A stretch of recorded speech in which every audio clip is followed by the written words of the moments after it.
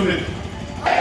धन्यवाद साथी सुखबीर का। उपस्थित राष्ट्रीय नेतृत्व, राज्य का नेतृत्व और इस आम सभा में मौजूद तमाम किसान मजदूर भाइयों बहनों, सबसे पहले तो मैं इस आम सभा के माध्यम से अपने संगठन अखिल भारतीय किसान सभा की हरियाणा राज्य कमेटी की तरफ से आपको अग्रिम शुभकामनाएं देता हूं कि आप 3 दिन तक इस करनाल की धरती के ऊपर यहां पर बैठ के जो मजदूरों के ऊपर भाजपा सरकार हमला कर रही है और उसका जो असर इस देश के प्रदेश के मजदूरों के ऊपर पड़ रहा है, उसकी चर्चा करेंगे और एक आगामी आंदोलन की रणनीति बनाएंगे।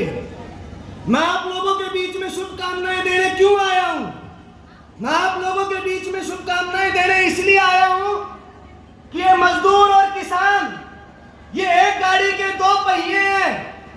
इन गाड़ी का एक भी पहिया अगर खराब हो जाए तो गाड़ी नहीं चल सकती और इस देश को चलाने का काम देश का किसान और मजदूर कर रहा है।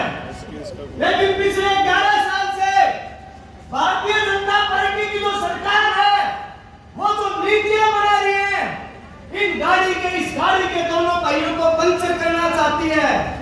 क्यों पंचर करना चाहती है? वो चाहती है कि इस देश के अंदर बड़ी कारपोरेट कंपनियों का, बड़े गन्ना सेठों का, बड़े बड़े पूंजीपतियों का कब्जा हो और इस देश का जो किसान मजदूर है उसको निचोड़ा जा सके। मैं ये भाषण के लिए नहीं, आप लोग संघर्ष के मैदान में हो, आप लोग अपने अनुभव से देख लो। मजदूर लड़ाई लड़ रहे हैं, हमारी ASHA worker anganwadi mid day meal की बहनें लड़ाई लड़ रही है, हमारा सफाई कर्मचारी लड़ाई लड़ रहा है। किस बात के लिए लड़ाई लड़ रहा है? अब न्यूनतम वेतन दिन रात काम करते हैं, उनको पूरा वेतन नहीं मिलता, मान सम्मान नहीं मिलता। इस छोटी सी बात के लिए हम लोग मांग कर रहे हैं। लेकिन भाजपा सरकार क्या कर रही है? इन मुद्दों को पूरा करने की बजाय आपस में ही जाति धर्म मिलाके का जहर फैला के लोगों को विभाजन करने का काम कर रही है। जब मैं गाड़ी के 2 पहियों की बात कर रहा था, मजदूरों के ऊपर बहुत बड़ा हमला, उसके साथ के साथ किसान के ऊपर भी हमला। अभी आप आयोगे देख लो आज मंडियों में क्या हालत है। किसान की फसल नहीं बिक रही है, किसान की फसल औने पौने भाव के अंदर मंडियों में लूटी जा रही है। एक तरफ किसान की लूट है, दूसरी तरफ मजदूर की लूट है। 4 लेबर कोड लेके आए, किस बात के लिए? मजदूरों का शोषण बढ़ाने के लिए।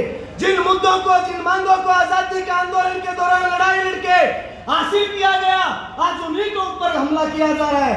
न्यूनतम वेतन की गारंटी का सवाल हो, 8 घंटे के कानून का अधिकार हो, जो चौधरी छोटराम ने उस समय में मंडी व्यवस्था बनवाई उसका सवाल हो, इन तमाम के ऊपर बहुत बड़ा हमला और वो केवल और केवल अपने कॉर्पोरेट घरानों को फायदा पहुंचाने के लिए।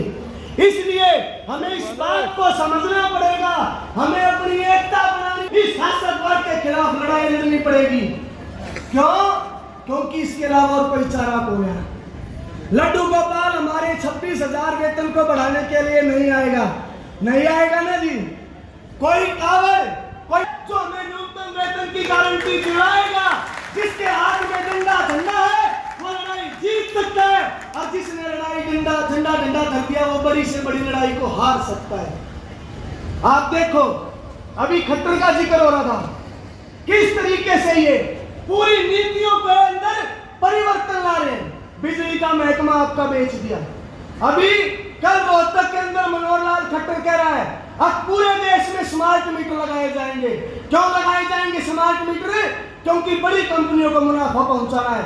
26 करोड़ मीटर बदले जाएंगे, आपके घरों के मीटर बदले जाएंगे और उसकी जगह रिचार्ज के मीटर लगेंगे। उसमें आपकी स्लैब प्रणाली खत्म हो जाएगी, उसमें मनमाफिक जो है बिजली का बिल आया करेगा, दिन का रेट अलग होगा, रात का रेट अलग होगा।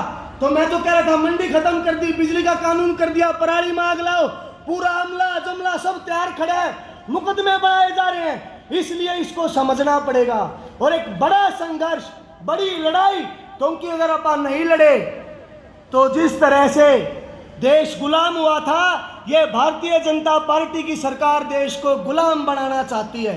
इसलिए इकट्ठे होना पड़ेगा भाई।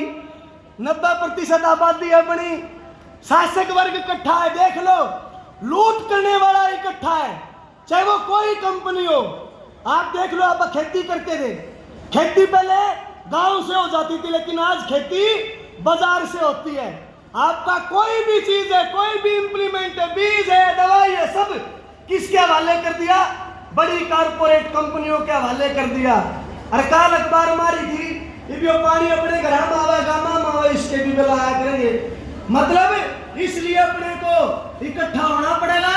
और जिस तरह से भगत सिंह ने लड़ाई लड़ी, जिस तरह से चंद्रशेखर आजाद ने लड़ाई लड़ी, यह लड़ाई कोई न्यारी लड़ाई नहीं है।